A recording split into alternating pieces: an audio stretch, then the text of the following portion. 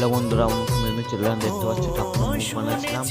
মনে হচ্ছে তোমাকে বলবে ভালো তো লাইক শেয়ার চ্যানেলটা সাবস্ক্রাইব করে দিও। মনে হচ্ছে দেখতে ভিডিওটা আমি বানাতে পারি না, হাতের মুখ এই প্রথম ফার্স্ট টাইম চেষ্টা করছিলাম।